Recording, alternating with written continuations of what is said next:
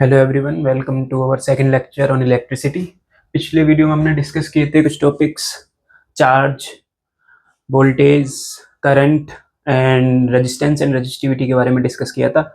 और आज की इस वीडियो में हम आगे के टॉपिक्स डिस्कस करेंगे। Ohm's law, series and parallel arrangement of resistors. उसके बाद करंट, रेजिस्टेंस एंड वोल्टेज पर हम कुछ प्रीवियस ईयर के क्वेश्चंस करेंगे।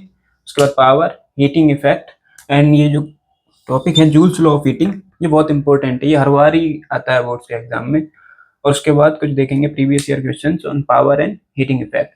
तो शुरू करते हैं ओम्स लॉ से।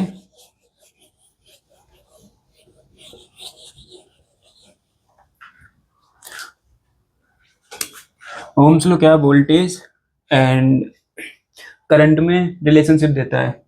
सो according to Ohm's law, at constant temperature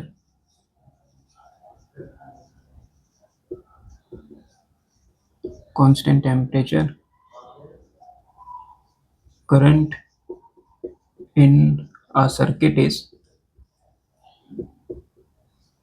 directly proportional to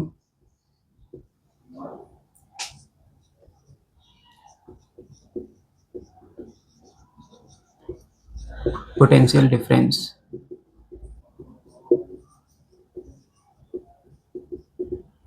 इसको मैथमेटिकली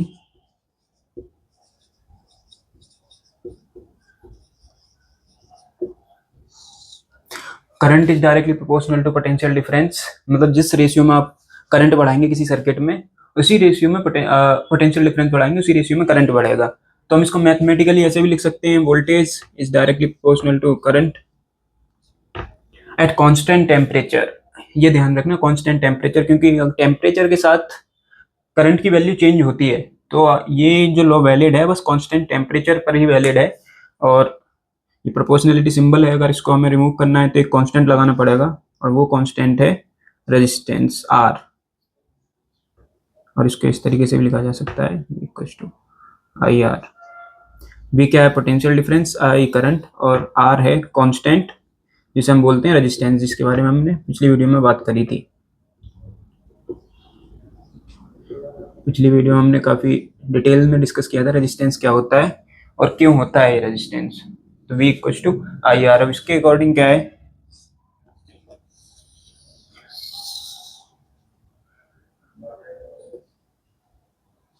वोल्टेज आप वाई एक्सिस पे ले लें या एक्स एक्सिस पे, किसी पे भी ले लें, उससे कोई फर्क नहीं पड़ेगा। तो इधर करंट लेते हैं, इधर पोटेंशियल डिफरेंस, ये वाई एक्सिस या एक्स एक्सिस। तो ये इसके अकॉर्डिंग क्या है, एक स्ट्रेट लाइन ग्राफ मिलना चाहिए हमें। जिस रेशियो में हम करंट बढ़ा रहे हैं उसी रेशियो में हमारा वोल्टेज भी बढ़ना चाहिए, बिल्कुल स्ट्रेट लाइन आएगी। और इसके ऊपर कुछ क्वेश्चंस भी आते हैं बोर्ड में, वो हम डिस्कस करेंगे। तो जैसे जैसे आप वोल्टेज बढ़ाएंगे, करंट बढ़ाएंगे, उसी हिसाब से वोल्टेज भी बढ़ेगा किसी सर्किट में, और जैसे जैसे आप वोल्टेज बढ़ाएंगे उसी तरीके से करंट भी बढ़ता है। तो ये है ओम्स लॉ। इसके ऊपर कुछ क्वेश्चंस ले लेते हैं।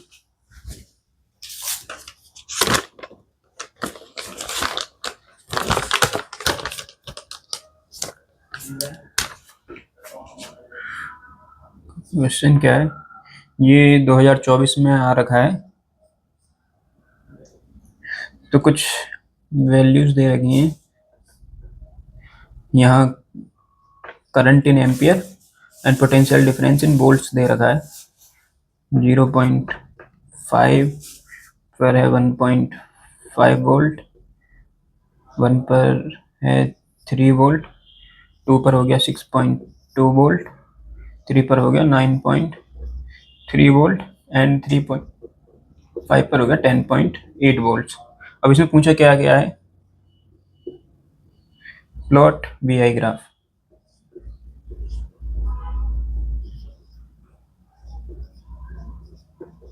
Plot V I graph. Second, calculate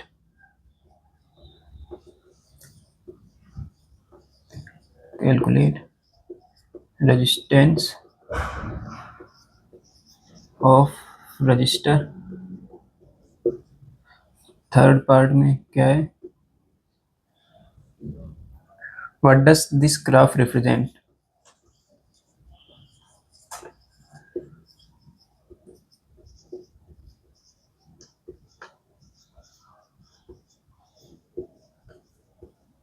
fourth part है, why should the graph pass through the origin.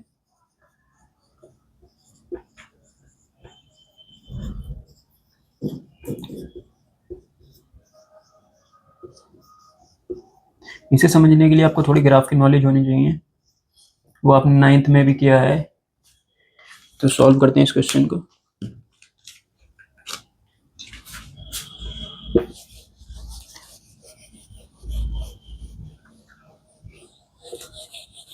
इसके लिए आपको स्केल की जरूरत पड़ेगी एग्जैक्ट वैल्यूज फाइंड करने के लिए। बता देता हूँ कैसे होगा।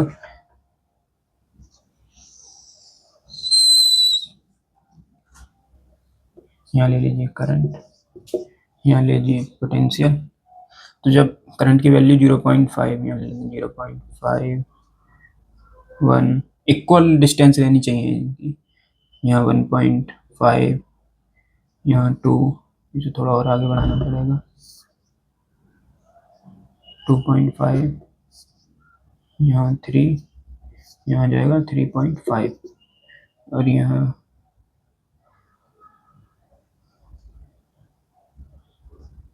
1, 2, 3, 4, 5, इससे ज़्यादा और ऊपर जगह है नहीं, तो मैं इतनी ही वैल्यू इसके लिए बना के दिखा देता हूँ।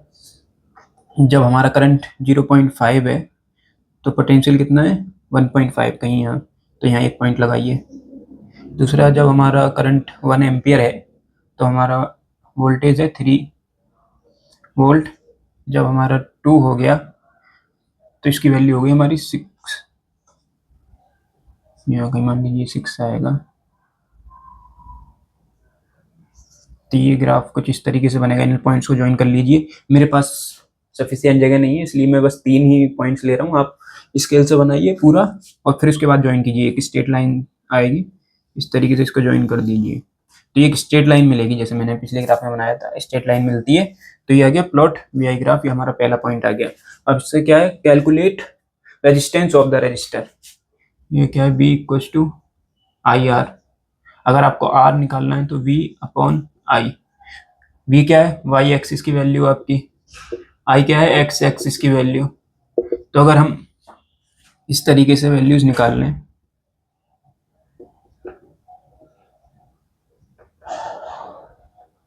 हमारे Y एक्सिस पर क्या वैल्यू है 3, और X एक्सिस पे क्या वैल्यू है 1। तो इस तरीके से हमारा रेजिस्टेंस आ जाएगा। तो ये रेजिस्टेंस कितना आ गया हमारा 3 ओम। 3 ओम रेजिस्टेंस मिल गया हमें। अब इसको आप इसमें इक्वेशन में पुट करके भी रख सकते हैं। जब हमारा करंट अगर हमारा 1 एम्पियर है और रेजिस्टेंस हमारा 3 है, तो हमें V कितना मिल रहा है, V इक्वल्स टू 3 वोल्ट मिल गया हमें, और यही हमारे वोल्टेज की वैल्यू है। तो हमारी इक्वेशन को सेटिस्फाई कर रहा है। What does this graph represent? Third part. What does this graph represent? According to this graph, as we increasing the current, जब हम करंट इंक्रीज कर रहे हैं, the same ratio voltage is also increasing. हमारा potential difference भी उसी ratio में increase कर रहा है। यही ओम्स लॉ था। तो हमारा ये ग्राफ क्या रिप्रेजेंट कर रहा है, ओम्स लॉ को रिप्रेजेंट कर रहा है। ओम्स लॉ, और इसका स्टेटमेंट लिख दो। अब चौथा पॉइंट है, why should graph pass through the origin. ये इस इक्वेशन में आप अगर x की वैल्यू 0 रखेंगे, ओरिजिन क्या होता है, ये पॉइंट होता है, ये ओरिजिन होता है। जहाँ पर x और y दोनों 0 होते हैं वो ओरिजिन होता है। अब जब आपने x की वैल्यू 0 रखी, मतलब करंट को 0 रखा, तो वोल्टेज आपको कितना मिलेगा 0। तो इसीलिए हमारा ग्राफ ओरिजिन से पास होना चाहिए, क्योंकि अगर हमारी x एक्सिस मतलब करंट की वैल्यू 0 है तो पोटेंशियल की भी वैल्यू 0 आ रही है, इसलिए ओरिजिन से पास होना चाहिए कि दोनों चीजें 0 आ रही हैं, और 0 ये ओरिजिन पॉइंट होता है, इसलिए ये ग्राफ ओरिजिन से पास होना चाहिए। जब करंट 0 होता है किसी सर्किट में, तो पोटेंशियल भी 0 होता है। तो ये हो गया हमारा क्वेश्चन। इस तरीके का क्वेश्चन 3 से 4 नंबर में आ जाता है। पिछले साल ही आया है बोर्ड के एग्जाम में, तो इसे देख लीजिएगा। नेक्स्ट हम बात करते हैं series and parallel arrangement of circuits की।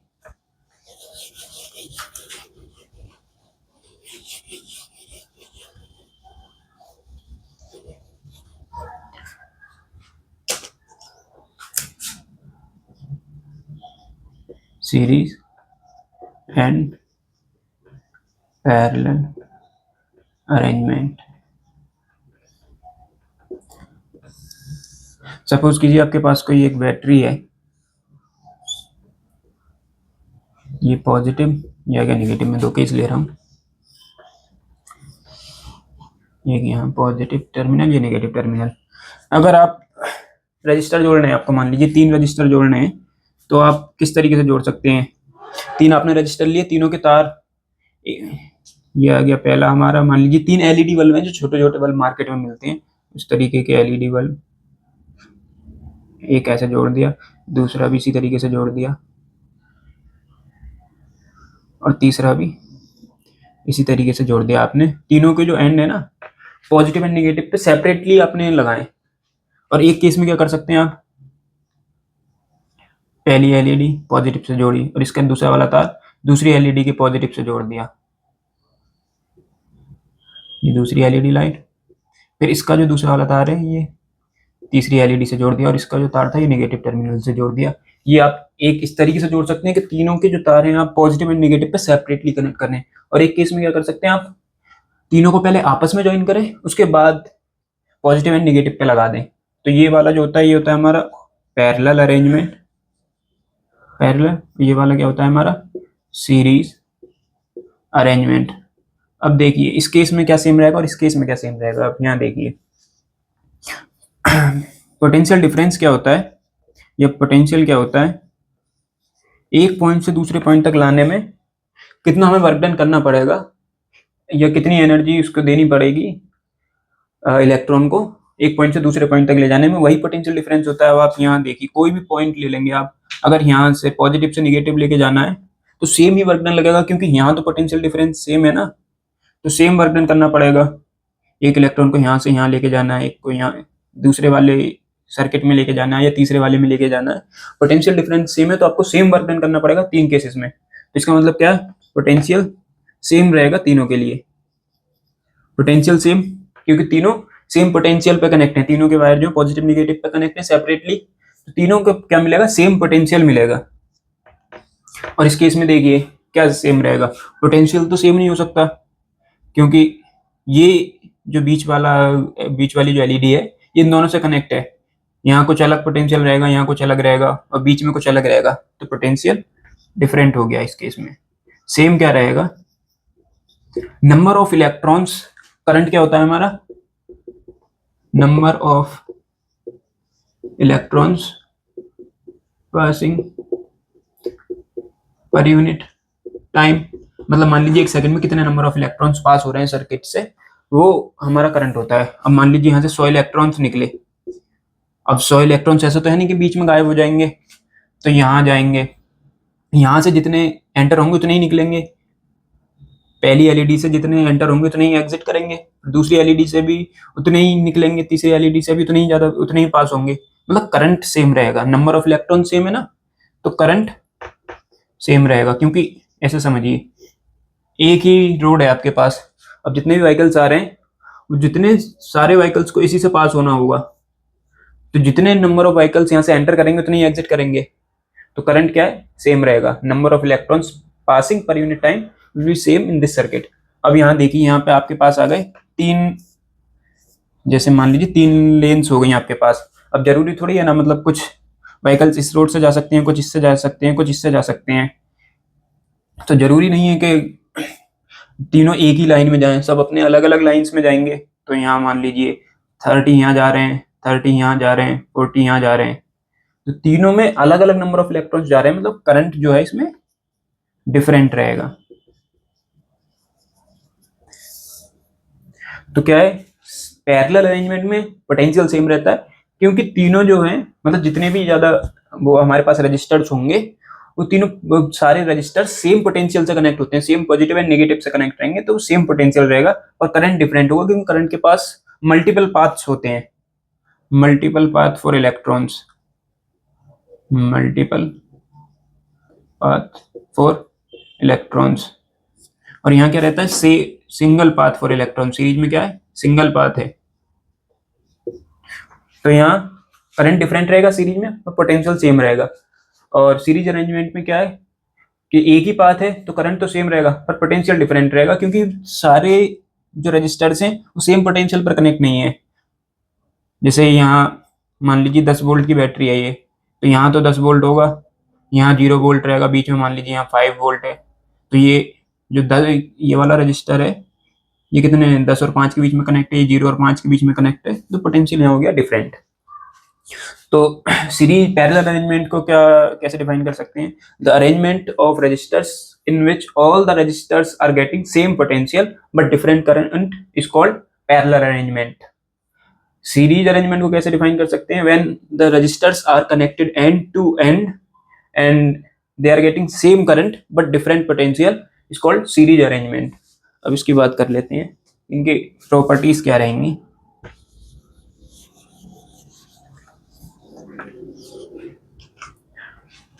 पैरेलल अरेंजमेंट में क्या है?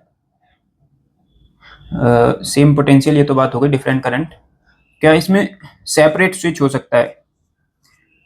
Every register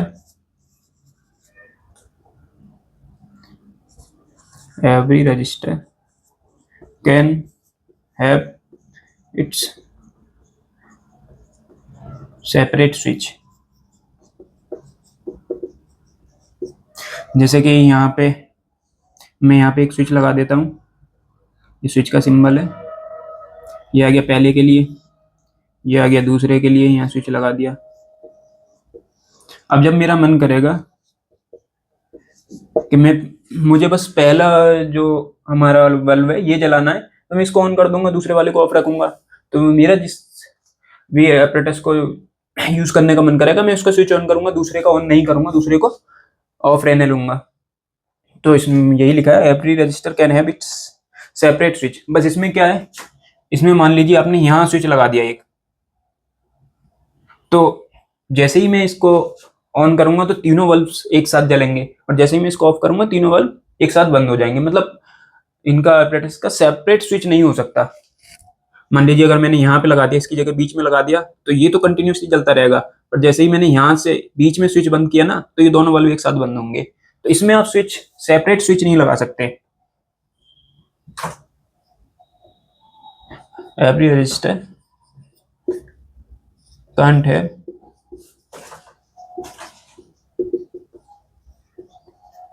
separate switch. और क्या है, जैसे कि ये हो गया।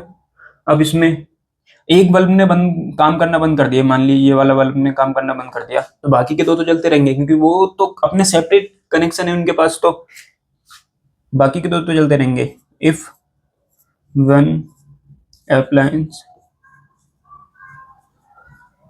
Stop working,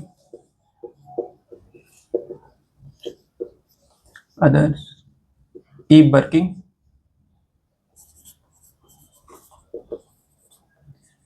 as it is.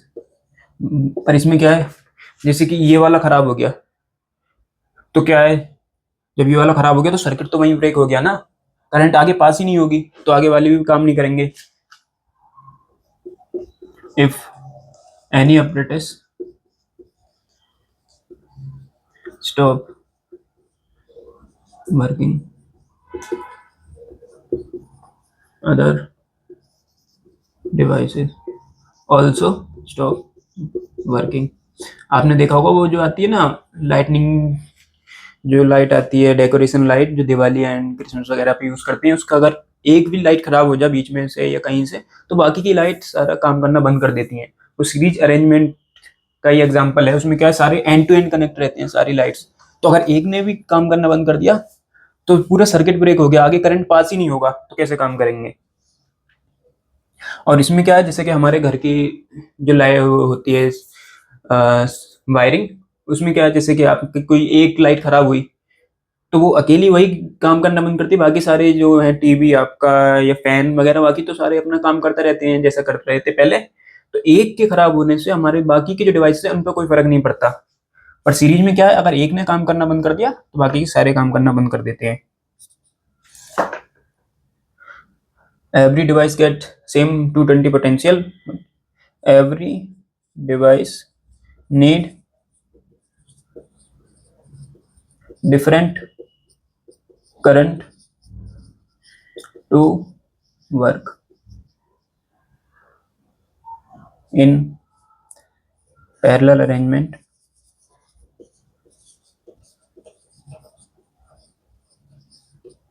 every device got current different. In series parallel arrangement हर डिवाइस को करंट कैसे मिलता है, उसके रेजिस्टेंस के अकॉर्डिंग। अगर रेजिस्टेंस ज़्यादा है तो करंट कम मिलेगा, और रेजिस्टेंस कम है तो करंट ज़्यादा मिलेगा। मतलब जैसे कि आप मान लीजिए एक आपके पास हीटर है काफ़ी बड़ा, उसको ज़्यादा करंट की ज़रूरत है, और वहीं आपके पास एक छोटा सा बल्ब है, उसको इतनी करंट की ज़रूरत नहीं है। तो हर डिवाइस को अपना अलग अलग करंट चाहिए होता है काम करने के लिए। पर आप ये सोचो, इसमें क्या है, सीरीज अरेंजमेंट में सबको सेम ही करंट मिलता है। आपने एक तो लगा दिया बहुत छोटा सा 10 वाट का बल्ब, 10 वाट का बल्ब हो गया, उसके साथ में आपने लगा दिया 2 किलो वाट का हीटर। तो इसको जितना करंट चाहिए उसको इतना नहीं चाहिए ना, इसको तो कम करंट चाहिए, इसको बहुत ज़्यादा। पर सीरीज में कनेक्ट है तो दोनों को सेम करंट मिलेगा, तो ये तो खराब हो जाएगा ना, ये तो काम करना बंद कर देगा, ये फ्यूज हो जाएगा, तो ये खराब हो जाएगा। इसमें ये हमारी जो सीरीज अरेंजमेंट है ये एफिशिएंट नहीं है, हम इसे डोमेस्टिक वायरिंग में यूज नहीं कर सकते। पर इसको हम कहाँ यूज करते हैं, हम जैसे डेकोरेशन लाइट्स वगैरह हम यूज करते हैं, बाकी इसका कोई ज़्यादा यूज है नहीं। हम इसको ज़्यादा यूज नहीं कर सकते क्योंकि बिल्कुल भी इफिशियंट नहीं है, हमारे डिवाइसेस खराब हो जाएंगे। और हर डिवाइस को, जैसे मैंने बताया, डिफरेंट करंट की जरूरत होती है काम करने के लिए, और वो मिल नहीं पाता। बल्कि जबकि इसमें पैरेलल अरेंजमेंट में सबको उतना ही करंट मिलता है जितनी उसको जरूरत है, और एक डिवाइस अगर खराब भी हो जाए तो बाकी के काम करना चालू रखते हैं, और हम सब पे सेपरेट स्विच लगा सकते हैं, जैसे कि हमारे घर में भी होता है। तो ये क्वेश्चन बहुत बार आता है बोर्ड में कि in your domestic wiring which type of arrangement you will prefer, series और पैरेलल। तो आपको क्या लिखना है, पैरेलल अरेंजमेंट। और क्यों, ये सारे रीजन लिख देते हैं, लिखने होते हैं कि जैसे every resistance can have its separate switch. If one appliance stop working, others keep working as it was working previously, and every apparatus need different current to work. And in parallel circuit, every apparatus got different current based on its resistance value. While in series arrangement, every apparatus got same current. ये question कितनी बार आ रखा है board में, मैं बताता हूँ। एक तो आया था 2024 में, 2024।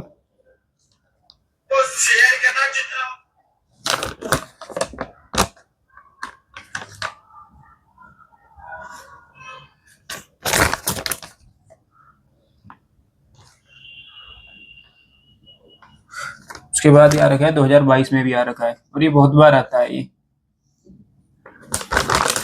तो इसको ठीक से याद कर लेना और समझा दिया ये, तो आप लिख सकते हैं अब इसको आसानी से।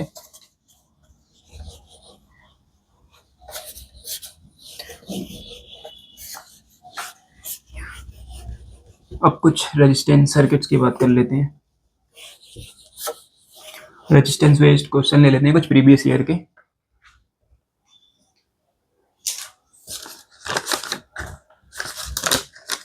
हाँ, पहले फॉर्मूला लिख लेते हैं कि रेजिस्टेंस कैसा ऐड करना है पैरेलल में, सीरीज में।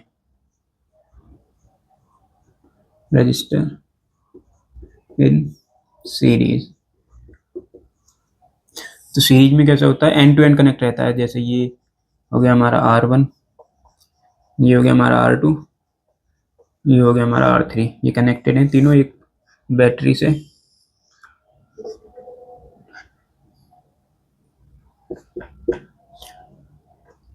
इस तरीके से करंट जा रहा है। करंट तो सब में सेम रहेगा क्योंकि एंड टू एंड कनेक्टेड है, और सीरीज अरेंजमेंट है तो करंट सेम रहेगा, पर पोटेंशियल डिफरेंट रहता है। मान लीजिए यहाँ V1 है, यहाँ V2 है, यहाँ V3 है, तो मैं लिख सकता हूँ टोटल पोटेंशियल जो रहेगा वो V1 plus V2 plus V3।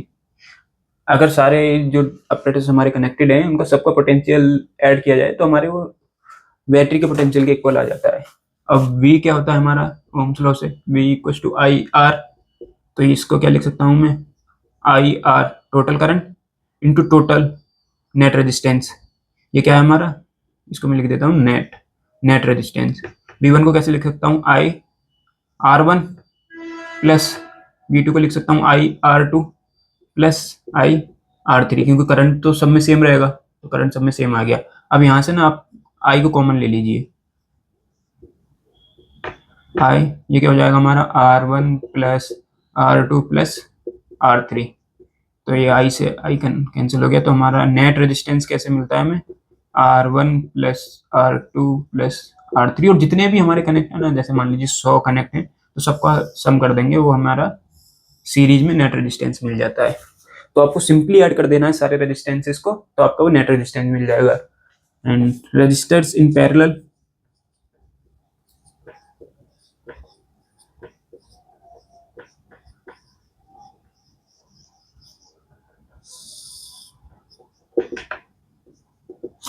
Parallel में कैसे कनेक्ट होते हैं,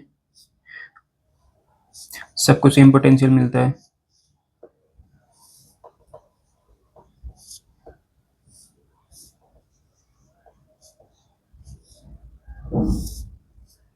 आपकी कोई बैटरी है 20 वोल्ट की, मान लीजिए अगर यहाँ 10 वोल्ट होता, तो इसमें वायर तो कोई पोटेंशियल ड्रॉप करता नहीं है, मतलब बहुत कम करता है, तो हम उसको मान लेते हैं कि वायर कोई पोटेंशियल ड्रॉप नहीं कर रहा। तो यहाँ 10 वोल्ट आ जाएगा, यहाँ 0, मान लीजिए 10 वोल्ट की बैटरी है तब। तो ये तीनों जो वायर है ना, तीनों रजिस्टर हैं, तीनों 10 वोल्ट एंड 0 वोल्ट पे कनेक्ट है। स्टार्टिंग पॉइंट 10 वोल्ट पर है और एंड पॉइंट 0 पे। तो तीनों को 10 वोल्ट पोटेंशियल मिल रहा है, मतलब सेम पोटेंशियल मिल रहा है सबको। तो क्या है, पैरेलल में कनेक्ट रहेंगे, क्योंकि तीनों को सेम पोटेंशियल मिल रहा है। ये बस मैंने एक नंबर लिया था, तो आप इसको वी रहने दो, यहाँ 0 हो जाएगा। अब इसको क्या है, सबको मिलेगा सेम पोटेंशियल वी, और करंट सबको डिफरेंट मिलेगी। मान लीजिए यहाँ I1 जा रही है, यहाँ I2 जा रही है, यहाँ I3। जैसे मैंने बताया था कि 3 अगर रोड हैं आपके पास, तो जैसे रोड 3 लेन्स हैं, तो तीनों में सेपरेट सेपरेट व्हीकल्स जाएंगे, किसी में ज़्यादा जा रहे हैं, किसी में कम जा रहे हैं। उसी तरीके से हो सकता है इसमें ज़्यादा करंट जाए, इसमें कम जाए, इसमें और भी कम जाए। वो उनने रेजिस्टेंस के बेसिस पे होता है कि कितने में कितना करंट जाएगा। तो इसको मैं कैसे लिख सकता हूँ, टोटल करंट कितना रहेगा तीनों का सम, तो मैं लिख सकता हूँ I equal to I1 plus I2 plus I3। अब करंट को कैसे लिखा जा सकता है, V अपॉन आर, टोटल वाला क्या रहेगा, V upon R net resistance.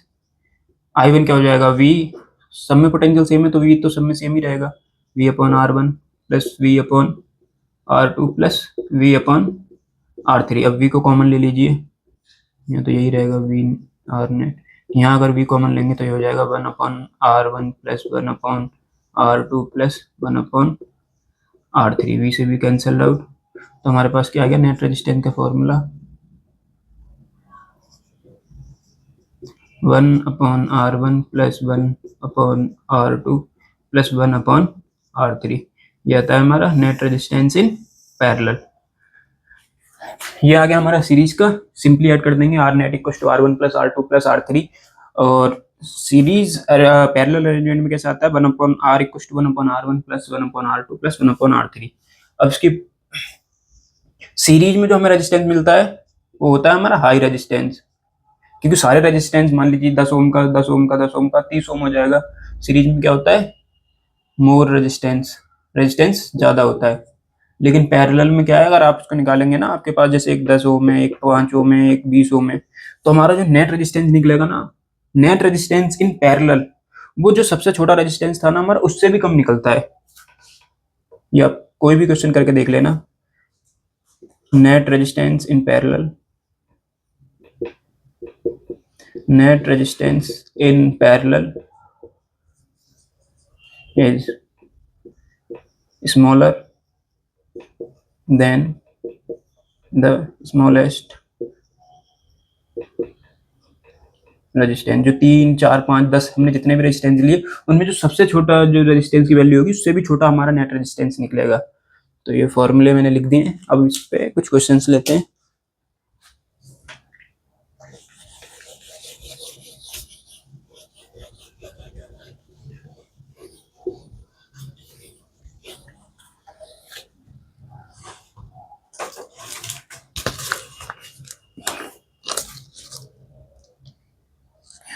Board में आई हुई क्वेश्चंस लेते हैं। पहला ए पार्ट दे रखा है हमें,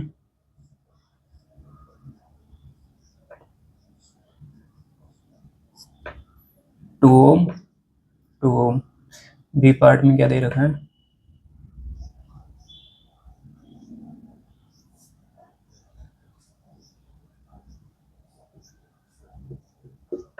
कितने सारे 3 ओम के। सी पार्ट में दे रखा है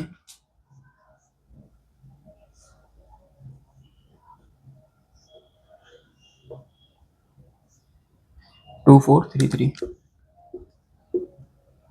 बी पार्ट में है 0.5 and 0.5।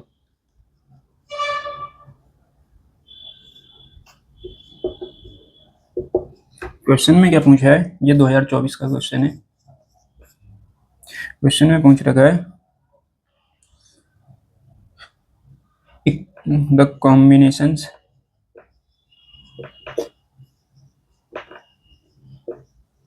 Having equivalent resistance 1 ohm are. आपको बताना है कौन से कॉम्बिनेशन का इक्विवेलेंट रेजिस्टेंस 1 ओम होगा। तो पहला ये देखिए, मैंने क्या बताया था, नेट रेजिस्टेंस जो होता है ना पैरेलल में, वो सबसे छोटा रेजिस्टेंस से भी कम होता है। तो 0.5 है, यहाँ दोनों 0.5 है, तो हमारा नेट रेजिस्टेंस 0.5 से भी कम मिलेगा। तो 1 ओम नहीं हो सकता। इसमें बात करें 1 upon R net equal to 1 upon R one plus 1 upon R two. R one की वैल्यू क्या है हमारी 1/2 प्लस 1/2। टू एलसीएम ले लिया 1 + 1 2, that is 1 ohm. So R net आ गया हमारा 1 ओम, इसका है 1 ओम, तो ये ठीक है। बात करें इस सेकंड पार्ट की, 1 upon R net equal to 1/3 plus 1/3 1/3 LCM ले लो 3, 1 + 1 + 1 3, 3/3 1। तो आर नेट क्या आ गया हमारा 1 ओम। तो सेकंड वाले सर्किट का भी 1 ओम है। अब बात करते हैं थर्ड सर्किट की, 1 upon R net equal to, पहले ये दो जो है सीरीज में है, और उसके बाद ये दो सीरीज में, उसके बाद दोनों का जो है ना नेट पैरेलल में है। तो पहले हम इन दोनों को एक सिंगल रेजिस्टेंस से रिप्लेस कर देते हैं। तो आर, ये दोनों सीरीज में, तो मान लीजिए आर वन क्या हो जाएगा 2 + 4 6 ओम। आर टू क्या हो गया हमारा 3 + 3 6 ओम 6 ओम। अभी हमारे इस तरीके का बन गया कुछ सर्किट, ऊपर हो गया आर वन, नीचे हो गया आर वन आर टू। इसकी वैल्यू क्या है 6 ओम, इसकी वैल्यू 6 ओम। अब लगा सकते हैं पैरेलल वाला formula, R net equal to 1/6 plus 1/6 6 LCM ले लिया 1 + 1 2। तो ये क्या हो गया हमारा 1/3, 1 upon R net equal to 1/3, cross multiply करो तो मिल जाएगा R net equal to 3 ohm. तो इसमें क्या आ रहा है नेट 3 ओम, इसमें 1 ओम, इसमें 1 ओम आया था। अब इसे लास्ट वाले को भी करके देख ही लेते हैं। मैं सिर्फ मैंने बता ही दिया कि होगा नहीं, आपको ज़्यादा क्वेश्चन सॉल्व नहीं करने मतलब आप कई बार देख के भी पता लगा सकते हैं कितना होगा। फिर भी मैं करके दिखा देता हूँ। 1 upon R equal to 1/0.5 plus 1/0.5, decimal उड़ा दो, 1 upon R equal to 5 LCM ले लिया। तो ये कितना हो गया हमारा 5 एलसीएम 10 + 10 20। क्रॉस मल्टीप्लाई करेंगे तो आर आ जाएगा हमारा 20 आर इक्वल टू 5।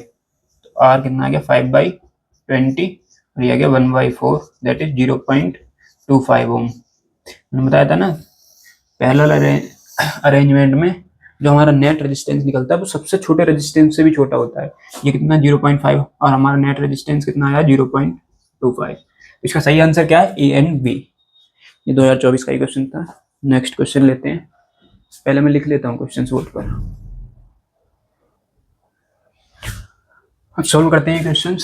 सबसे पहला क्वेश्चन 2020 में आ रखा है, maximum resistance can be made by 4 resistors of 0.5 half ohm means 0.5 ohm. अब मैक्सिमम रेजिस्टेंस कब मिलता है हमें, सीरीज में मिलता है। पैरेलल में तो जो सबसे छोटा रेजिस्टेंस होता है हमारा उससे भी कम मिलता है। तो मैक्सिमम रेजिस्टेंस हमें मिलता है सीरीज में, और मिनिमम रेजिस्टेंस मिलता है हमें पैरेलल में। तो मैक्सिमम रेजिस्टेंस के लिए हमें इन 4 रजिस्टर्स को सीरीज में ऐड करना पड़ेगा कुछ इस तरीके से।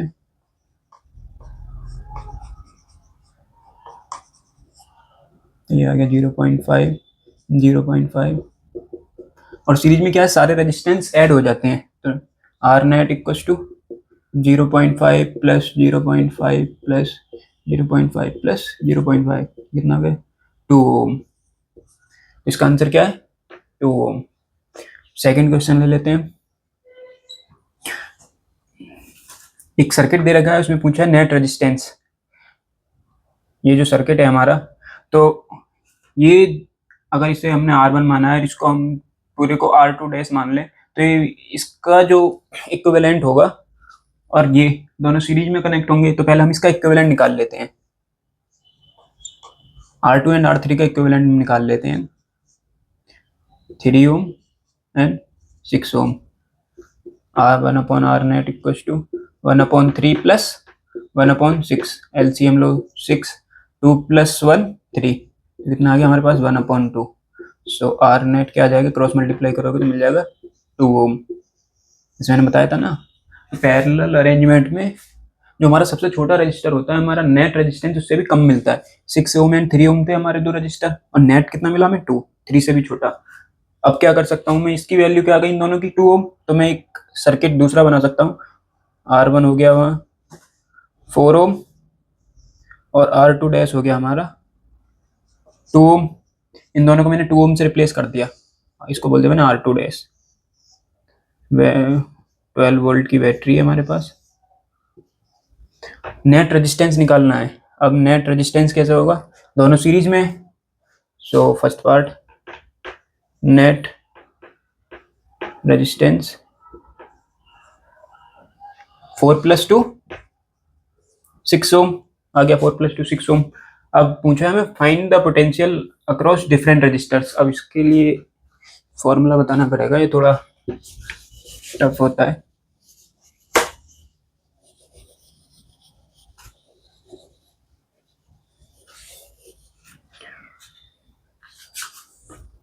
ये दोनों, इसे भी मिटा देता हूँ, पार्ट 1 हमने कर लिया। ये कितना आया हमारे पास 4 × 6 ओम।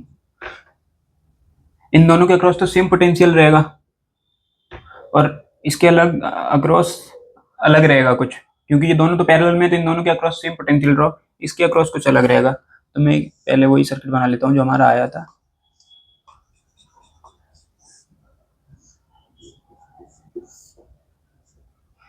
ट्वेल्व वोल्ट 4 ओम, और ये कितना था हमारा 2 ओम। अब अगर आपको नेट इसके अक्रॉस निकालना है, तो V वोल्टेज ड्रॉप अक्रॉस 4 ओम, या मान लीजिए एक मैं जनरल फार्मूला बताता हूँ पहले।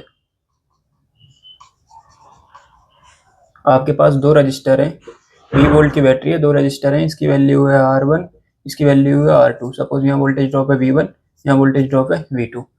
तो वोल्टेज ड्रॉप अक्रॉस V1 कैसे निकालेंगे, V1 इक्वल्स टू जो रेजिस्टेंस हमें जिसके अक्रॉस वोल्टेज ड्रॉप निकालना है उसे लिखो ऊपर R1, और नीचे लिख दो दोनों का सम R1 + R2, ये लिख दिया, इनटू टोटल वोल्टेज से मल्टीप्लाई कर दोगे तो हमें मिल जाएगा V1। V2 के अक्रॉस निकालना है, तब क्या होगा, V2 के अक्रॉस निकालना है ना R2 के, तो ऊपर लिखो R2, नीचे लिख दो total resistance R1 + R2, multiply कर दो V टोटल से। ये आगे आप पोटेंशियल डिफरेंस निकाल सकते हो। और करंट, अगर इस सर्किट में करंट की बात करी जाए, तो करंट तो सीरीज में है, करंट सेम रहेगा। पर अगर दो पैरेलल रजिस्टर्स हैं, उनके अक्रॉस करंट निकालनी हो तो कैसे निकालते हैं, उसका भी फॉर्मूला बता देता हूँ, इन्हें ध्यान रखना, काफ़ी इजीली निकाल सकते हो, और बोर्ड में पूछे भी जाते हैं ऐसे क्वेश्चंस। सपोज यहाँ भी रहेगा, यहाँ भी रहेगा, और यहाँ मान लीजिए I1 है, यहाँ I2 है, ये हो गया हमारा R1 रेजिस्टेंस, ये हो गया R2। तो आपको अगर करंट निकालना है अक्रॉस फर्स्ट रजिस्टर, I1 निकालना है, तो कैसे निकालेंगे, उसमें क्या रखा था हमने, जिसका निकाल रहे हैं उस रेजिस्टेंस को ऊपर रखा था। पर इसमें क्या, करंट के केस में उल्टा करना है, क्योंकि करंट जो है रेजिस्टेंस के इनवर्सली प्रोपोर्शनल होती है। तो अगर रेजिस्टेंस कम रहेगा तो करंट ज़्यादा रहेगी ना। तो हमें ये नहीं लिखना, हमें लिखना अपोजिट वाला। जैसे I1 में निकालना है तो रेजिस्टेंस लिख दिया R2, करंट के केस में, वोल्टेज के केस में जिसका निकाल रहे हैं उसे ही ऊपर लिखना है, R2 upon total R1 + R2 into I net. R2 के लिए निकालना है तो R1 upon R1 + R2 into I net. ये मैंने दोनों फॉर्मूले बता दिए, इसे लिख लीजिए, काफ़ी इंपॉर्टेंट फॉर्मूला है। अब हम निकालते हैं इस सर्किट में, ये मिटा दूं मैं।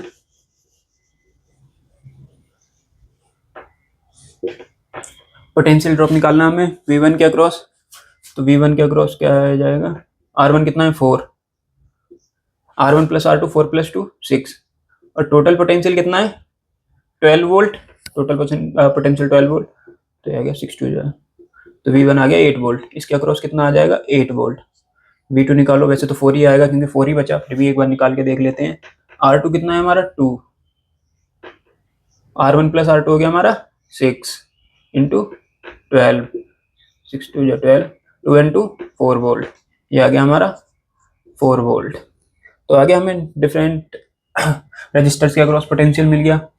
अब यहाँ क्या 3 ओम, हमारा ये ओरिजिनल सर्किट नहीं, ओरिजिनल सर्किट तो ये था, तो इन दोनों के अक्रॉस सेम ही रहेगा पोटेंशियल 4 वोल्ट एंड 4 वोल्ट, क्योंकि ये दोनों पैरेलल में, और पैरेलल में पोटेंशियल सेम रहता है, तो 4 वोल्ट मिल जाएगा दोनों को। अब बात करते हैं करंट की। अगर बात करी जाए करंट की, तो इन दोनों के अक्रॉस तो करंट सेम रहेगा। पहले हम नेट करंट निकाल लेते हैं, हमारे सर्किट में नेट करंट कितना होगा। So total current I equals to V upon R, total V कितना है 12 वोल्ट, और टोटल रेजिस्टेंस कितना है सर्किट का 6 ओम, टोटल रेजिस्टेंस सर्किट का 6 ओम है जो हमने निकाला भी था पहले, तो ये आ गया हमारा 2 एम्पियर आ गई हमारी टोटल करंट।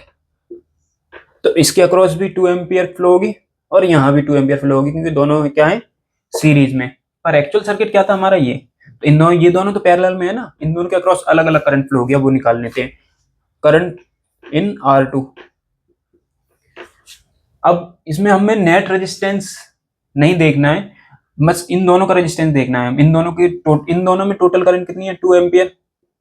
अब देखो ऊपर कौन सा, जैसे मैं R2 में निकाल रहा हूँ, तो मुझे ये वाला रेजिस्टेंस नहीं रखना, ऊपर करंट के केस में उल्टा हो जाता है ना, तो ये वाला रेजिस्टेंस रखना है 6, नीचे क्या दोनों का सम 6 + 3 9, लिख के दिखा देता हूँ 6 + 3 इंटू टोटल करंट कितनी है 2 एम्पियर, तो कितना हो गया हमारा 6/9 इंटू 2, ये कितना हो जाएगा 2/3, that is 4/3, that is 1.33 ampere. इसमें कितनी आ गई ऊपर वाले में 1.33 एम्पियर, नीचे वाले में वैसे भी 0.67 बचेगी, फिर भी एक बार करके देख लेते हैं। I in R3 ये कैसे निकलेगी।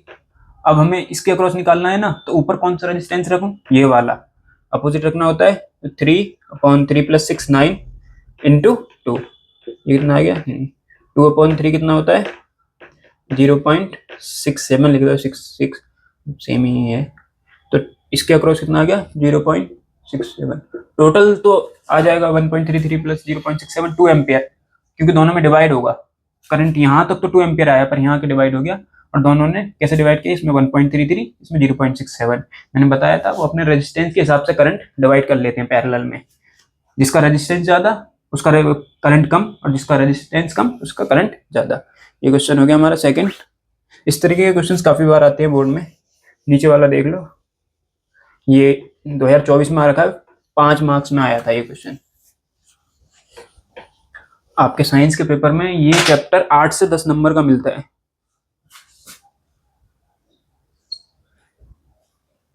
अब क्वेश्चन नंबर 3, ये सर्किट दे रखा है, हमें पहले नेट रेजिस्टेंस निकालना ए और बी के बीच में, इसके और इसके बीच में, तीनों सीरीज में कनेक्ट हैं, सीधा सीधा आप ऐड कर सकते हो ना, 4 + 6 10 + 16 26 ओम, ये तो मुझे करने की जरूरत भी नहीं थी।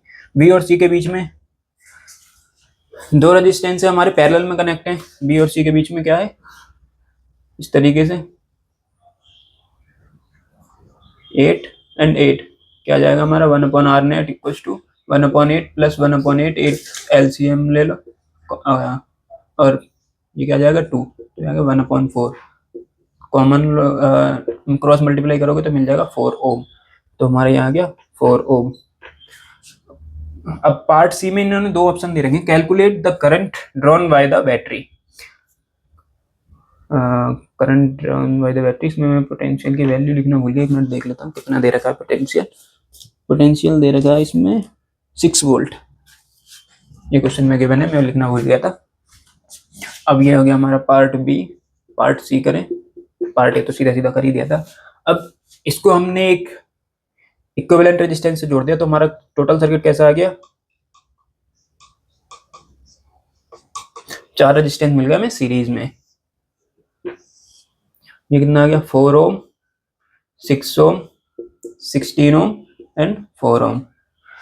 पैरेलल अरेंजमेंट को आप इसे सॉल्व करिए, फिर उसे एक नेट रेजिस्टेंस से जोड़ दीजिए जो उसकी नेट वैल्यू आ रही है, तो आपको सारे सीरीज में मिल जाते हैं। अब नेट टोटल रेजिस्टेंस कितना है सर्किट का, 4 6 10 and 16 26 plus 4 30 Om.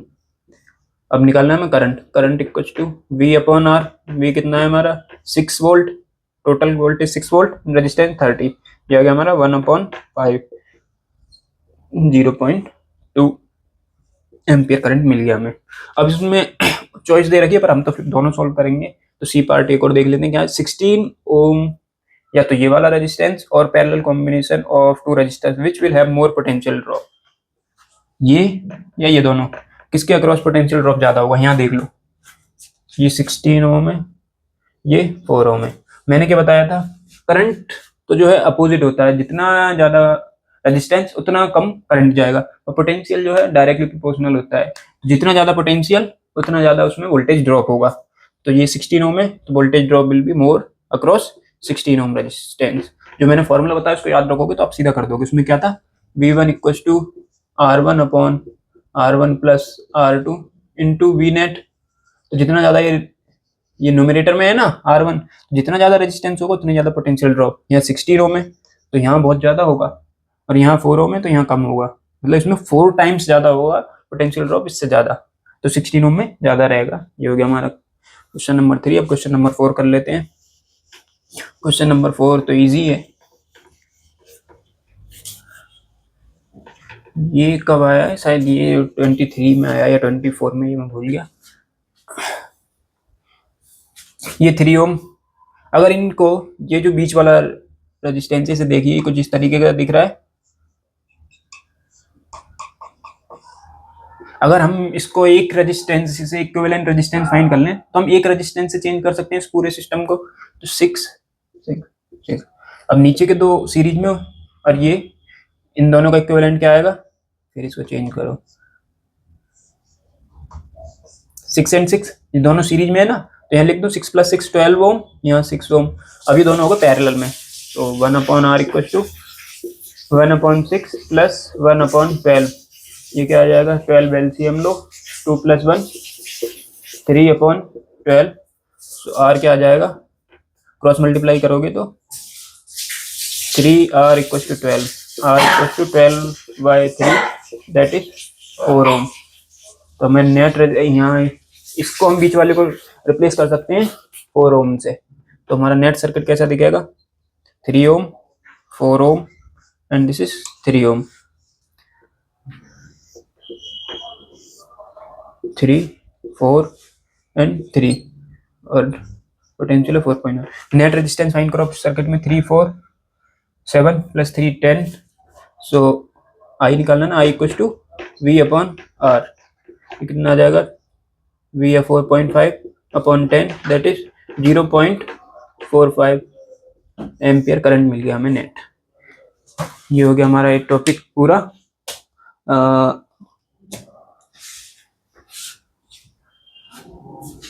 Resistance, current and potential based question हो गए प्रीवियस ईयर के। अब बात करते हैं नेक्स्ट टॉपिक की, पावर।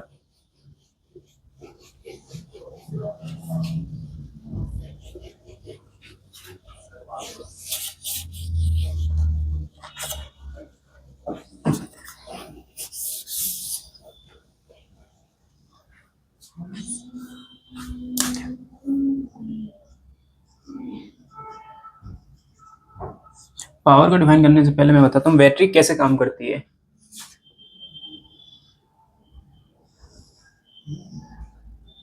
ये हो गई हमारी बैटरी, ये पॉजिटिव टर्मिनल, ये हमारा पॉजिटिव टर्मिनल, ये नेगेटिव टर्मिनल। ये मान लीजिए मैंने कोई एक बल्ब कनेक्ट कर रखा है। अब अंदर क्या है, बैटरी के अंदर केमिकल रिएक्शंस होते हैं।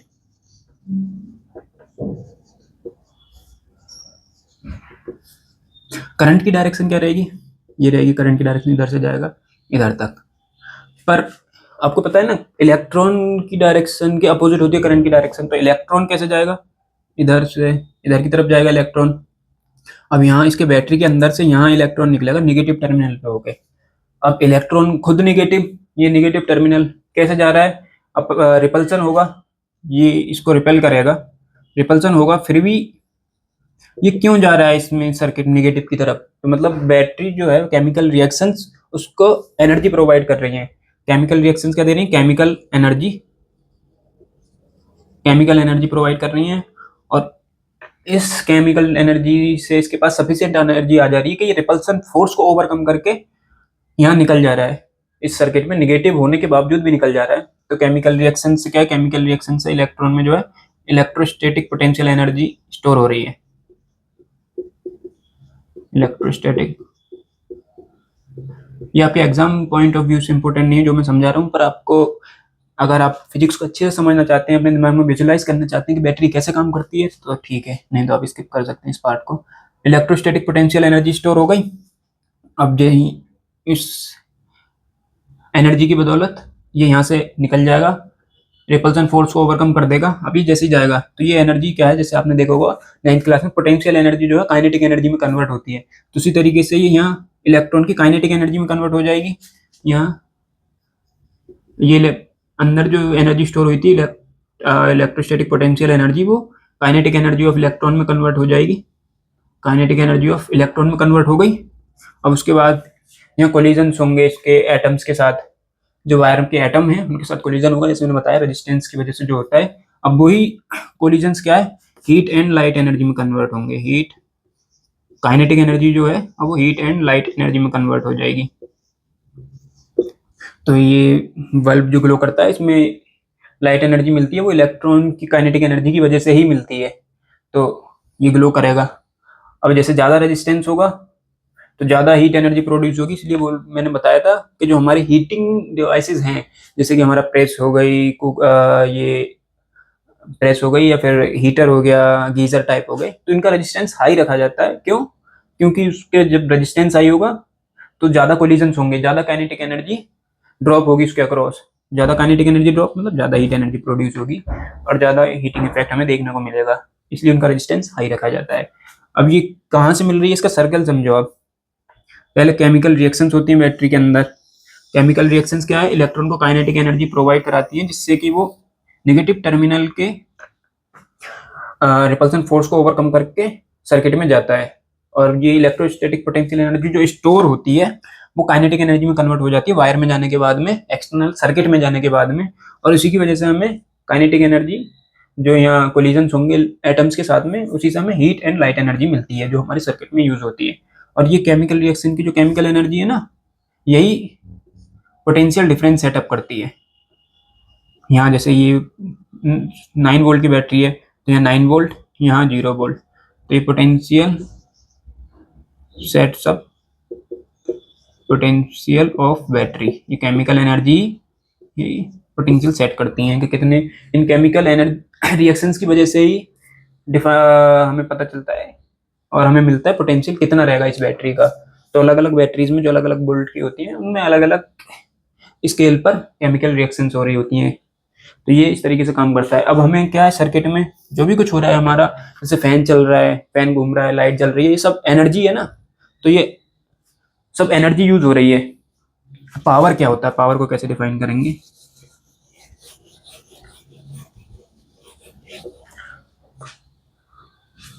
Power is defined as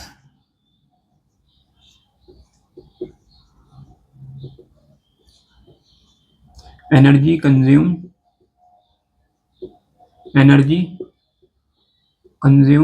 in per unit time. Power क्या होता है? एनर्जी बाई टाइम, ये आपने 9th क्लास में भी पढ़ा होगा। और इसको हम वर्क डन बाई टाइम भी लिख सकते हैं, energy and work done inter convertible होते हैं। तो पावर को हम एनर्जी अपॉन टाइम भी लिख सकते हैं and work done upon time. इसकी अगर यूनिट निकालें तो क्या होगी? एनर्जी और वर्क डन यूनिट होती है जूल्स पर सेकेंड, टाइम की यूनिट सेकेंड। और इसको हमने एक नया नाम दे रखा है वाट, इसको हम वाट भी बोलते हैं। तो 1 वाट क्या है? 1 जूल एनर्जी यूज हो रही है किसी सर्किट में पर सेकेंड, तो उसको क्या बोलेंगे हम? 1 वाट। इस तरीके से आप इसकी डेफिनेशन भी लिख सकते हो। पावर की यूनिट क्या हो गई? वाट। अब एनर्जी की यूनिट निकालें पावर के टर्म्स में, तो E इक्वल टू पी, पहले पावर का फॉर्मूला ड्राइव कर लेते हैं। जो सबसे पहले हमने शुरू करा था उसमें क्या था? पोटेंशियल की डेफिनेशन क्या थी, V equals to W upon Q। तो यहाँ से मैं अगर W निकालूं तो क्या आ जाएगा, V इंटू Q। पुट करो इस इक्वेशन में, in equation 1 put equation 2 in 1, क्या मिल जाएगा, P equals to W upon T। ये क्या हो जाएगा, W की जगह V into Q upon T। Q upon T क्या होता है, चार्ज अपॉन टाइम करंट। तो ये क्या हो गया हमारा VI, पावर हो गया हमारा VI, वोल्टेज इंटू करंट। अगर मैं V की वैल्यू रख दूं, V क्या होता है I अपॉन R इंटू आई, ये क्या हो गया हमारा I स्क्वायर अपॉन R। अगर ये एक और फॉर्मूला निकालना चाहूँ, I की जगह V अपॉन R रख दूं तो ये क्या हो जाएगा, V इंटू आई की जगह V upon R, V equals to I R होता है, ये फॉर्मूला मैंने गलत कर दिया, V equals to I R, तो ये हो जाएगा I स्क्वायर R, और I होता है V अपॉन R, तो ये हो जाएगा V square upon R। Power के हमारे पास ये इतने सारे फॉर्मूले आ गए, तीन फॉर्मूले, power equals to VI, I square R और V स्क्वायर अपॉन R। ये फॉर्मूले आप लिख लीजिए। अब क्या है, हम बात करते हैं एनर्जी कैसे यूज हो रही है सर्किट में। तो एनर्जी को लिख सकता हूं मैं, power equals to energy upon time. तो एनर्जी क्या हो जाएगी, पावर इंटू टाइम, ठीक है। अब इसके बाद पावर की यूनिट क्या होती है, वाट, 1 वाट इंटू 1 सेकेंड, तो हमें क्या मिल जाएगा, 1 जूल।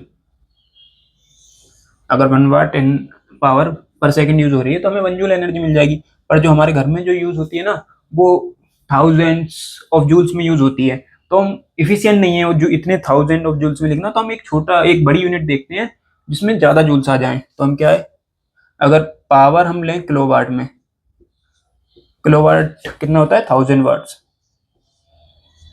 और टाइम को लें हम 1 आवर में, टाइम को लें 1 आवर, तो कितना हो जाएगा, 1 आवर में कितने होते हैं 3600 सेकेंड्स होते हैं, 60 इंटू 60।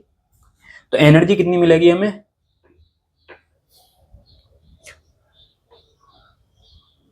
1000 इंटू 3600, तो ये आ जाएगी हमारी 3.6 इंटू 10 की पावर 6 जूल्स।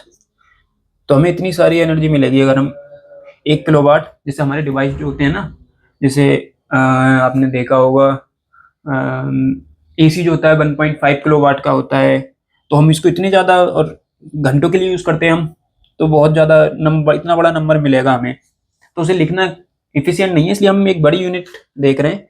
तो अगर हमारी इतनी जूल्स एनर्जी है तो हम इसको बोल देते हैं 3.6 इंटू 10 की power 6 joules equals to 1 kilowatt hour, 1 kilowatt hour.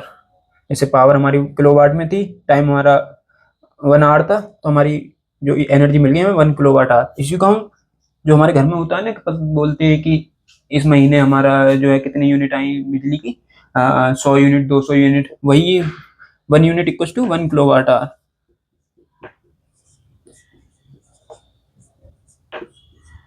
1 kilowatt hour, इसी का प्राइस होता है, जैसे कहीं 5 रुपया, कहीं 3 रुपये, कहीं 10 रुपये, जो भी उसका प्राइस होता है वो 1 किलोवाट आवर का ही प्राइस होता है। वो हम बेसिकली घर में एनर्जी यूज करते हैं, पावर तो वो डिवाइस की कैपेसिटी है, हम यूज क्या कर रहे हैं, एनर्जी यूज कर रहे हैं ना। तो पैसे जो देंगे हम, एनर्जी के पैसे देंगे, कितनी एनर्जी हमने यूज करी है, पावर के नहीं। पावर तो बेसिकली कि डिवाइस कितनी एनर्जी पर सेकंड यूज कर रहा है वो है। तो हमारा जो बिल कैलकुलेट होता है वो एनर्जी के बेसिस पे होता है, और एनर्जी क्या होती है इस यूनिट में, 1 किलोवाट आवर, और 1 किलोवाट आवर में कितने जूल्स होते हैं, 3.6 इंटू 10 की पावर 6 जूल्स। आगे समझ में, ये हमारी एनर्जी की यूनिट है। अभी एक टॉपिक और देख लेते हैं पहले, हीटिंग इफेक्ट ऑफ करंट, उसके बाद हम न्यूमेरिकल्स करेंगे दोनों टॉपिक के ऊपर।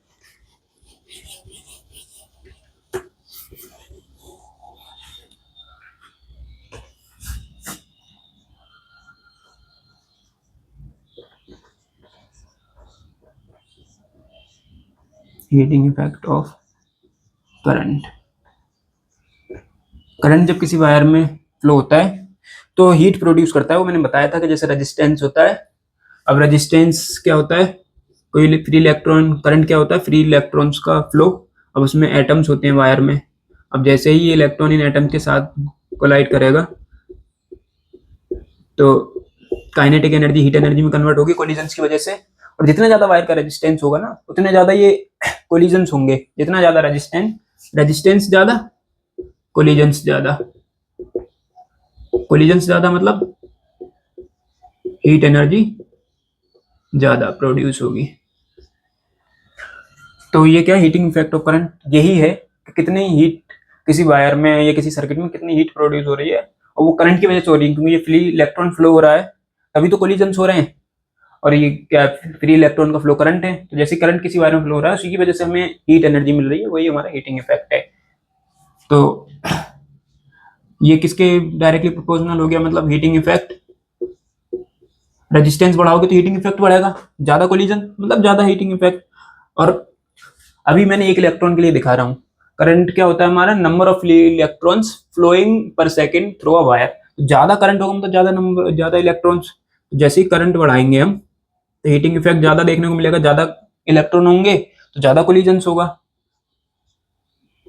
और जितनी ज्यादा देर के लिए ये पास होंगे, ये इलेक्ट्रॉन जितनी ज्यादा देर के लिए पास होंगे उतनी ज्यादा करंट, जितनी ज्यादा हीटिंग इफेक्ट हमें देखने को मिलेगा। ज्यादा देर तक हो रहे हैं, जैसे मान लीजिए 10 सेकंड में हीटिंग इफेक्ट मिला, हमें हीट एनर्जी मिली 10 जूल, तो 100 सेकंड में कितनी मिल जाएगी, 100 जूल्स। तो मैं लिख सकता हूँ हीटिंग इफेक्ट जो होगा, टाइम बढ़ाने पर हमें हीटिंग इफेक्ट ज्यादा देखने को मिलेगा। तो यही है हमारा हीटिंग इफेक्ट, और इसी को बोलते हैं जूल्स लॉ ऑफ हीटिंग। ये बहुत इंपॉर्टेंट है, मैंने जब पेपर देख रहा था ना, पेपर एनालाइज कर रहा था मैं बोर्ड के प्रीवियस ईयर के, ये क्वेश्चन मुझे हर पेपर में देखने को मिला है। जूल्स लॉ ऑफ हीटिंग बहुत ज्यादा इंपॉर्टेंट है ये इस बार भी आपको क्वेश्चन देखने को मिलेगा, एक ना एक सेट में तो पक्का आएगा ये, तो इस क्वेश्चन को ढंग से तैयार कर लेना। According to this law, joule's law of heating, ये जो मैंने इधर लिखा है ना, ये जो मैंने इधर लिखा है, यही है joule's law of heating according to this law. ये मैंने आई स्क्वायर क्यों करा, क्योंकि करंट पे सबसे ज्यादा डिपेंड करता है। जैसे जितने ज्यादा नंबर ऑफ फ्री इलेक्ट्रॉन्स होंगे, ज्यादा नंबर ऑफ फ्री इलेक्ट्रॉन्स, उतना ही ज्यादा हमारा हीटिंग इफेक्ट बढ़ेगा। तो ये सबसे ज्यादा डिपेंड किस पे करता है, करंट पे, इसलिए मैंने लिखा है heating effect is directly proportional to I square. बाकी सब में तो सिंपल प्रोपोर्शनल है, पर इसमें आई स्क्वायर क्योंकि करंट के साथ बहुत ज्यादा बढ़ता है ये। तो according to this law, heat produced in a circuit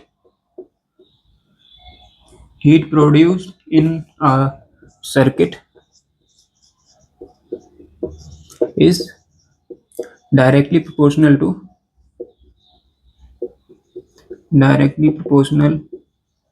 to square of current flowing through that wire। बस ये तीन चीजें याद रखो, ये खुद भी लिख सकते हो आप, flowing through that wire, resistance of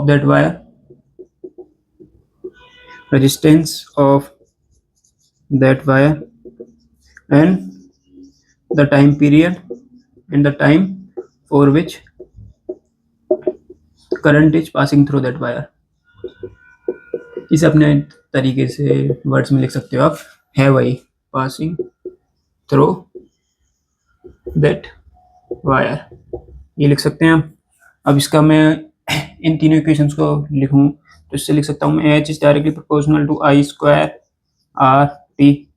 अगर मुझे ये प्रोपोर्शनलिटी का सिंबल हटाना है तो कांस्टेंट लगाना पड़ेगा, आई इक्वल टू मान लीजिए के आई स्क्वायर आर टी। और ये जो के है एक्सपेरिमेंटली पाया गया, इसकी वैल्यू 1 है, एक्सपेरिमेंटली देखा गया। तो इसको मैं ना भी लिखूं तो कोई फर्क नहीं पड़ेगा। तो I H equal to I square R T, ये आ गया हमारा हीटिंग इफेक्ट का फॉर्मूला। बहुत इंपॉर्टेंट है, इसको तो आप जरूर याद करिए। अब ये हमारा हो गया, अब इसके ऊपर हम कुछ क्वेश्चंस देखेंगे। उससे पहले एक चीज और रह जाती है हमारी इसमें, रेटिंग ऑफ एन अपैरेटस, उसको डिस्कस कर लेते हैं, हो सकता है वो भी थ्योरी में पूछ ले।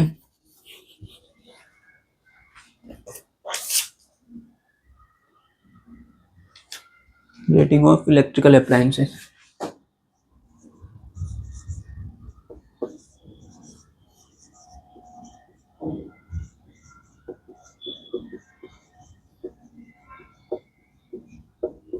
रेटिंग ऑफ इलेक्ट्रिकल अप्लायंस आपने देखा होगा कई बार जब आप बल्ब खरीदते हैं, एलईडी लाइट खरीदते हैं, तो आप देखते हैं कि कितने वाट की एलईडी लाइट है।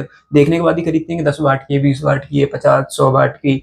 आप फैन खरीदते हैं तो आप देखते हैं कम से कम वाट का फैन खरीदा जाए, जिससे कि हमारे इलेक्ट्रिसिटी की जो यूनिट है ना कम आए, हमारी इलेक्ट्रिसिटी कम यूज हो और हमारा बिजली का बिल कम आए। हर चीज में देखते हो आप, तो यही होता है।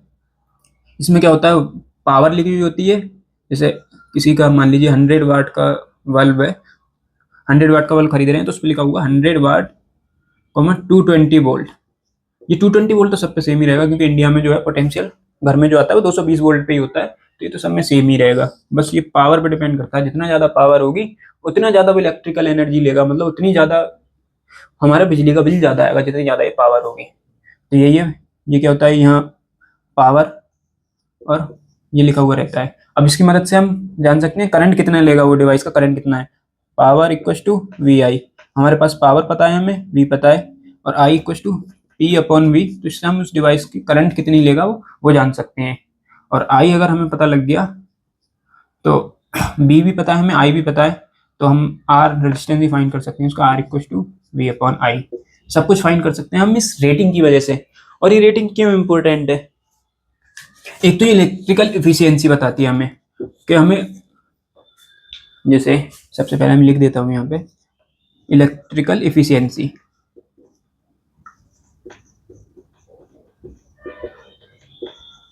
आप 10 वाट का बल्ब खरीदें, 100 वाट का, 200 वाट का, तो जितने कम वाट का खरीदेंगे उतना आपके लिए अच्छा होगा कि उससे कम उतना बिजली का बिल मिलेगा। तो इलेक्ट्रिकल इफिशियंसी।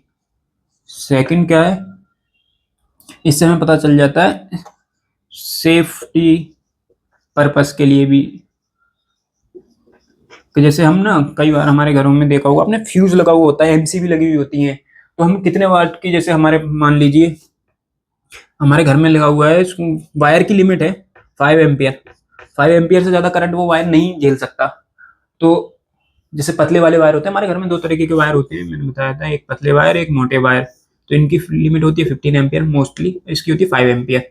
तो हम जो हमारा डिवाइस है हम उसको पतले वाले वायर से कनेक्ट करें या मोटे वाले से, ये कैसे पता चलेगा, हम रेटिंग की वजह से इसमें हमें पावर और वोल्टेज दे रखा होता है, तो करंट हम फाइंड कर सकते हैं I equal to P upon V. तो हमें करंट मिल गया, मान लीजिए हमारा 3.5 करंट आया, पहले करके देख लेते हैं। मान लीजिए 500 वाट की कोई चीज है और 220, तो ये कितना आएगा हमारा 2 पॉइंट, मतलब 2.2 कुछ ऐसा कुछ आ जाएगा। तो हम इस वाले वायर में आराम से कनेक्ट कर सकते हैं हम इसको, क्योंकि इसकी लिमिट 5 एम्पियर है, 2.2 एम्पियर तो आराम से झेल लेगा ये, तो हमें ज़्यादा इसकी ज़रूरत है नहीं। पर अगर वहीं कोई मान लीजिए 2000 वाट की कोई चीज़ है और तो उसके करंट देखें, उसका कितना आएगा, ये आ जाएगा हमारा 9 एम्पियर, अराउंड 9 एम्पियर, मतलब 198 अप्रोक्सीमेटली लिख रहा हूँ, 9 एम्पियर आ जाएगा। तो आप अब इसको जो मान लीजिए जैसे हमारे एसी है, एसी का इतना आएगा, तो हम इसको 5 एम्पियर में कनेक्ट नहीं कर सकते, क्योंकि इसे 9 एम्पियर करंट चाहिए, और 9 एम्पियर करंट अगर इस वायर से पास होगा तो ये वायर नहीं झेल पाएगा, इसमें हीटिंग इफेक्ट बहुत ज़्यादा हो जाएगा। जैसे मैंने बताया था H equal to I square R T, तो जैसे जैसे करंट बढ़ेगा ना तो हीटिंग इफेक्ट उतना ज़्यादा होता है। अब ये क्या है कि ये 5 एम्पियर का करंट का हीटिंग इफेक्ट झेल सकता है, अब जैसे 9 एम्पियर हुआ तो हीटिंग इफेक्ट बहुत ज़्यादा होगा, ये वायर जल जाएगा। तो उस केस में हमें मोटे वाला तार कनेक्ट करना पड़ेगा। आपने देखा भी होगा कि जो एसी लगी हुई होती है ना, तो एसी का जो वायर होता है वो मोटा होता है, क्योंकि उसका करंट ज़्यादा चाहिए, और ज़्यादा करंट पतला वायर नहीं झेल सकता, मोटा वायर लगाना पड़ेगा। ये हो गया हमारा रेटिंग ऑफ इलेक्ट्रिकल अप्लायंसेस। अब क्वेश्चंस कर लेते हैं हीटिंग इफेक्ट एंड पावर का। अब सॉल्व करते हैं ये क्वेश्चंस। पहला क्वेश्चन 2022 में आ रखा है, define electric power and its SI unit. 3 marks में आया था। ऑप्शंस में थे या तो ये दो पार्ट कर दो या फिर ये दो पार्ट। मैंने बताया state joules law of heating बहुत इंपॉर्टेंट है, हर बार आता है ये। तो पहले दो पार्ट करते हैं, ये तो आप कर ही देंगे। Electric power and SI unit जो मैं अभी बता ही चुका हूँ। इलेक्ट्रिक पावर क्या है, rate of energy consumed by a circuit in per unit time, and its SI unit is watt. So पहले का बी पार्ट करते हैं। ये क्या है, टू बल्ब्स आर रेटेड। देखो मैंने अभी रेटिंग बताई थी, वही है ये। पावर कितनी है इसकी, 100 वाट पहले बल्ब की, तो P1 लिख लिया 100 वाट, P2 क्या है 60 वाट, और ये तो हमेशा सेम ही रहना है, पोटेंशियल 220 वोल्ट, और कनेक्टेड इन पैरेलल, पैरेलल में कनेक्ट है, तो हमें करंट बताना है कितनी होगी। तो पहले इसका करंट फाइंड कर लें, और हम सीधा कैसे कर सकते हैं, P equal to V square upon R, तो यहाँ से R equal to V square upon P, ठीक है। तो R1 क्या आ जाएगा V square upon P1, and R2 आ जाएगा वी स्क्वायर अपॉन P2। तो R1 क्या आएगा हमारा वी स्क्वायर 220 इंटू 220 अपॉन क्या है 100, जीरो से जीरो कैंसिल ये दोनों, तो R1 आ गया हमारा 484 ओम्स। R2 क्या आ जाएगा 220 इंटू 220 अपॉन 60, इससे कैंसिल हो गया, ये क्या आ गया 3, ये आ गया हमारा 11 22,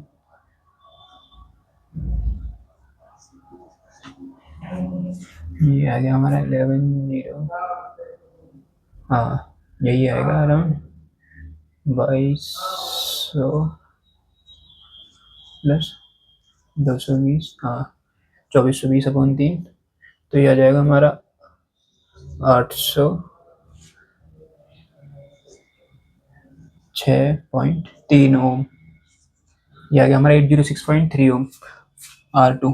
अब क्या है दोनों पैरेलल में कनेक्ट है, तो पैरेलल में कैसे होता है 1 upon R equal to 1 upon R1 plus 1 upon R2। ये कैलकुलेशन थोड़ी सी टफ हो जाएगी फिर, ये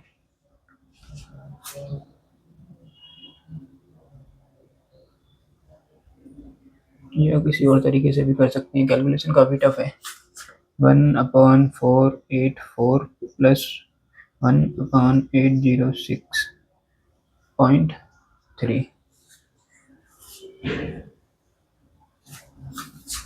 जो कि मैं कैलकुलेशन करता हूँ ये,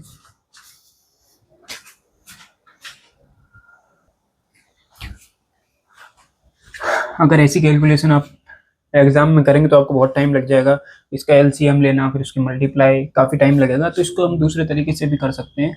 उस तरीके से देखो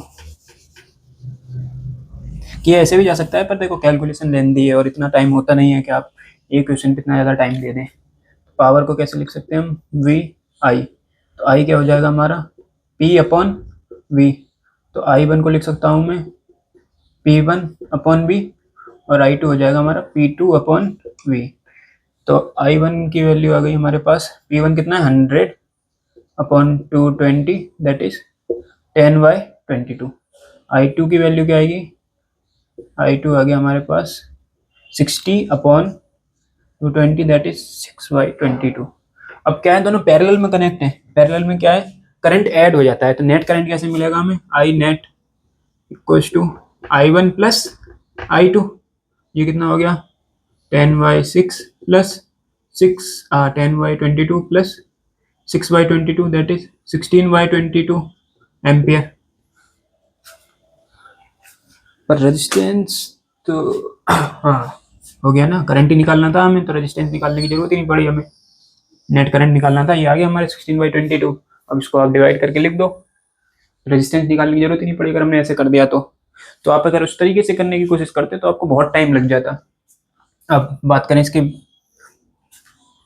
दूसरे क्वेश्चन की, state joules law of heating and right expression for it, ये मैंने बता ही दिया, तो इसका बी पार्ट करते हैं दूसरे का। इसमें क्या है 5 ओम रजिस्टर, आर दे रखा है 5 ओम, पोटेंशियल दे रखा है 6 वोल्ट, हीट कैलकुलेट करनी है, टाइम दे रखा है 10 सेकेंड्स। तो फॉर्मूला क्या था हमारा H equal to I square R T, तो हम इसे पोटेंशियल की टर्म्स में भी कन्वर्ट कर सकते हैं, आई की जगह रख दो, I equal to V upon R, तो आई स्क्वायर क्या हो जाएगा V square upon R square, V square upon R square into R into T, इससे पावर कट गई, तो ये हो गया हमारा V square upon R T. तो निकालो potential 6 volt, 6 into 6, resistance 5 into time दे रखा है हमारा 10 सेकेंड्स, 36 इंटू 2 72 जूल्स। हीट कितनी होगी हमारी 72 जूल्स। ये हो गया हमारा। अब बात करते हैं सेकंड क्वेश्चन की। ये 2022 में आया हुआ है। ये उस पर है जो मैंने आपको बताया था, यूनिट जो इलेक्ट्रिसिटी कंज्यूम निकालते हैं, कितनी एनर्जी कंज्यूम्ड हुई, और फिर उससे प्राइस कैलकुलेट करते हैं कि कितना बिल आएगा। हीटर इज रेटेड 4 किलोवाट, तो पावर कितनी है 4 किलोवाट, दैट इज, इसको हम ये भी लिख सकते हैं 4000 वाट्स क्वेश्चन है। और पोटेंशियल तो 220 है। पहले निकालना है हमें करंट फाइंड करना है। I equal to P upon V, P equal to V I, तो आई हो जाएगा हमारा पी अपॉन वी, तो 4000 अपॉन 220, 11 एंड 200, ये आ गया हमारा 200 अपॉन 11, 1 कितना बचेगा 9 8 18.2 ampere something like this, 18.2 ampere आ जाएगा। आप वो कैलकुलेटर से करके देख लेना एग्जैक्ट नंबर क्या है, इतना ही आएगा अराउंड अप्रोक्सीमेट में। बी पार्ट में क्या पूछ रखा है, एनर्जी कंज्यूम्ड इन 2 आवर्स।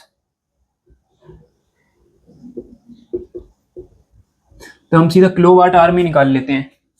तो E equal to P into T, power कितनी है हमारी 4 किलोवाट, टाइम कितना है हमारा 2 आवर्स, तो ये कितना आ गया हमारे पास 8 किलोवाट आवर। कन्वर्ट करने की जरूरत नहीं है, सीधा किलोवाट आवर में निकाल लो, क्योंकि अगले पार्ट में पूछा कॉस्ट ऑफ एनर्जी कंज्यूम, और 1 किलोवाट आवर 5 रुपए दे रखा है। तो सी पार्ट क्या है, कॉस्ट। सो कॉस्ट 1 के डब्ल्यू एच इक्वल टू 5 रुपए दे रखा है, तो 8 का कितना हो जाएगा, 8 kilowatt hour equal to 5 into 8, 40 रुपये कॉस्ट आ गई, 40 रुपये कॉस्ट ही आ गया हमारा सेकंड क्वेश्चन। इजी है, हम देख लीजिए, इस तरीके के क्वेश्चंस भी आते हैं कई बार। अब बात करते हैं थर्ड क्वेश्चन की।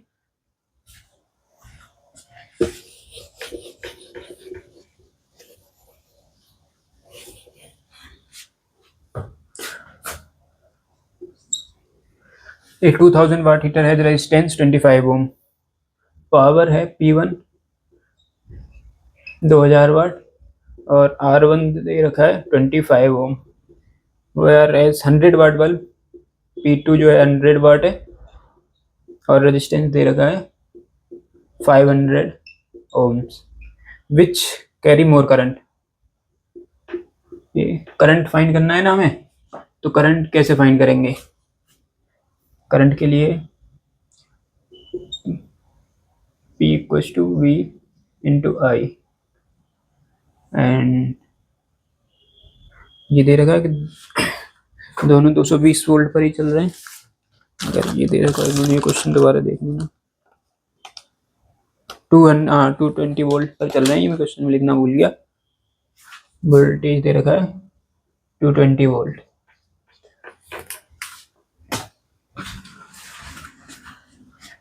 तो सीधा सीधा निकाल लो, I equal to V upon R,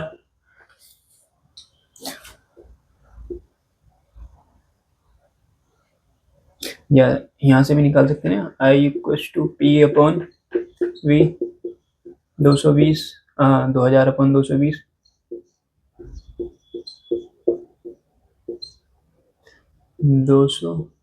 by that is 100 upon 11, ये कितना आ जाएगा 9 पॉइंट समथिंग आ जाएगा, 9.1 मान लीजिए एम्पियर। I1 आ गया हमारा, I2 कितना आ जाएगा 100 अपॉन 220, ये आ गया हमारा 5 अपॉन 11, ये कितना आएगा 0.45 एम्पियर।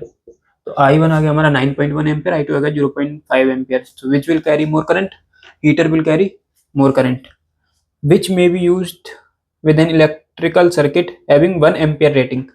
एक ऐसे सर्किट में हमें यूज करना है जिसकी रेटिंग 1 एम्पियर है, तो कौन से को यूज कर सकते हो, इसकी तो 9.1 एम्पियर है और इसकी 0.45, तो हम बल्ब को यूज कर सकते हैं इसे इन 1 ampere rating, which will be fitted with 15 ampere board, not with 5 ampere. 5 ampere के साथ कनेक्ट नहीं कर सकते, 15 एम्पियर के साथ कनेक्ट कर सकते हैं। तो ये हमारा हीटर, क्योंकि ये कितना करंट ले रहा है 9.1 एम्पियर, 5 एम्पियर से तो बहुत ज्यादा है, 5 एम्पियर वाले वायर को तो जला देगा, तो 15 एम्पियर वाले वायर में सेफ रहेगा। तो ये हो गया हमारा ये क्वेश्चन। अब देखते हैं कोई और क्वेश्चन बचा है तो। ये आखिरी क्वेश्चन लेते हैं आज का, 2023 में आया हुआ है ये, और 5 मार्क्स में आया हुआ है। देखो बी एंड सी पार्ट देखोगे, हीटिंग इफेक्ट ऑफ करंट, वही joules law of heating and right expression for it. ये हर बार आता है, ये तो बहुत इंपॉर्टेंट है। अब ये पार्ट देख लेते हैं। An electric iron consumes energy at rate of 880 watt when heating at its maximum rate and 330 when heating at its minimum rate. So P1 लिख लेते हैं हम 880 वाट एंड P2 लिख लेते हैं हम 330 वाट। आपने देखा होगा आयरन में क्या होता है, एक नॉब लगी होती है, जैसे घुमाते हैं हम गोल गोल तो उसका वो चेंज होती रहती है, कि जैसे ज्यादा घुमा दिया तो वो ज्यादा हीट प्रोड्यूस करेगी, कम करा तो कम हीट प्रोड्यूस करेगी, होता है ना, वही है। If source voltage is, potential जो मिल रहा है दोनों केस में 220 वोल्ट मिल रहा है, हमें करंट एंड रेजिस्टेंस कैलकुलेट करना है। I1, तो पहले I1 फाइंड कर लेते हैं। P equals to V I, so I1 equals to P1 upon V, ये आ जाएगा 880 अपॉन 220 से कैंसिल, ये आ गया हमारा 4 एम्पियर। पहले केस में आ गई हमारी 4 ampere.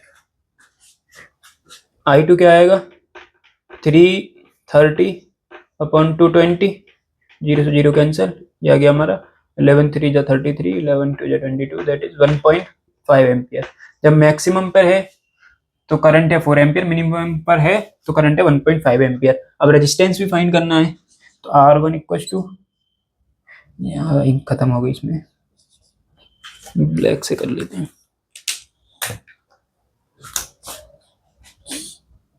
R1 equal to V1 upon I1, तो V तो सेम ही है 220 अपॉन I1 हमारा 4, तो ये कितना आ जाएगा 5 एंड 55 ओम। एंड R2 कितना आ जाएगा 220 अपॉन 1.5, 0 बढ़ा लो, ये आ जाएगा हमारा 5 3 जा 15 एंड 5 4 जा 20,